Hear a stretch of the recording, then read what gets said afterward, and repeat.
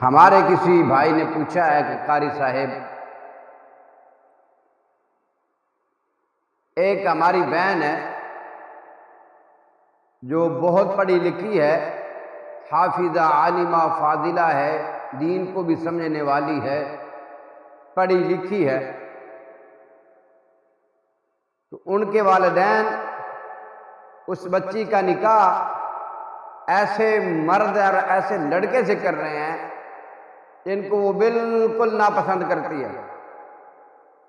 جو بالکل وہ اسے بالکل بھی پسند نہیں کرتی، اس کے ساتھ اس کا نکاح کرنے جا رہے ہیں، اس کے ساتھ اس کا رشتہ طے کرنے جا رہے ہیں، اس کے ساتھ اس کی شادی کرنے جا رہے ہیں، تو کیا زبردستی نکاح ہو جاتا ہے؟ جبکہ پھر انہوں نے یہ بات بھی لکھی ہے کہ جس مرد سے، جس لڑکے سے اس کی شادی ہونے جا رہی ہے، یہ لڑکی اتنی زیادہ سمجھدار ہے، پڑھی لکھی ہے، عالمہ، فاضلہ، حافظہ ہے، اور جس لڑکے کے ساتھ اس کی شادی ہونے جا رہی ہے وہ بالکل سادہ اور ان پڑھ ہے، لڑکی اس کو پسند بھی نہیں کرتی، تو کیا یہ زبردستی نکاح اسلام میں ہو جاتا ہے؟ اور میرے پیارے بھائیوں، سن لو میری بات، نوٹ کر لو میری بات، لکھ لو میری بات، توجہ کے ساتھ سن لو میری بات کو، اپنی کانوں کی کھڑکیاں کھول کے سن لو میری بات۔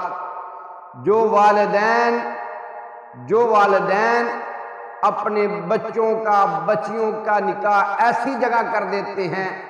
جو ان کو پسند نہیں ہوتے،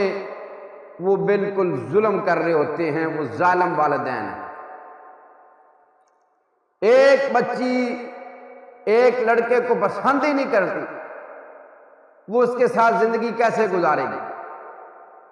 ایک لڑکی ایک لڑکے کو بالکل اسے نفرت کرتی ہے،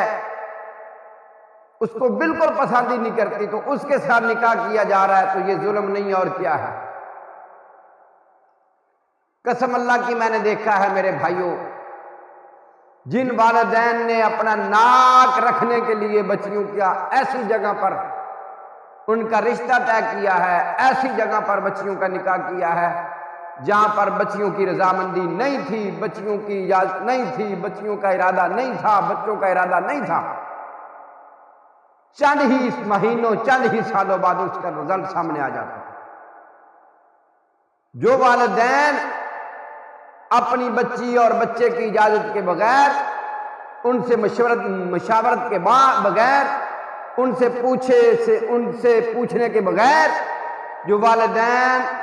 اپنے بچیوں اور بچیوں کے رشتے کرتے ہیں، وہ ظلم کرتے ہیں، ظلم۔ صحیح البخاری شریف کی حدیث ہے، رحمت کائنات صلی اللہ تعالی علیہ وسلم نے فرمایا، آپ فرماتے ہیں، جب تم بچی کا جو باکرہ ہو، جو کنواری ہو، اس کا نکاح کرنے لوگو، اس سے پوچھ لیا کرو، پوچھا کرو کہ ہم آپ کا نکاح کر رہے ہیں، اجازت لیا کرو۔ صحابہ کرام رضوان اللہ تعالی علیہم اجمعین نے عرض کی، اللہ کے حضور صلی اللہ علیہ وسلم، کنواری لڑکی تو زبان سے بولتی نہیں، آپ فرماتے ہیں اس سے پوچھ لیا کرو، اگر وہ خاموش ہو جائے تو اس کا خاموش ہونا ہی اجازت ہے۔ ایسے سنن ابی داؤد میں ایک حدیث آتی ہے، اور صحیح ابن حبان میں بھی یہ واقعہ آتا ہے، رحمت کائنات صلی اللہ تعالی علیہ وسلم کے پاس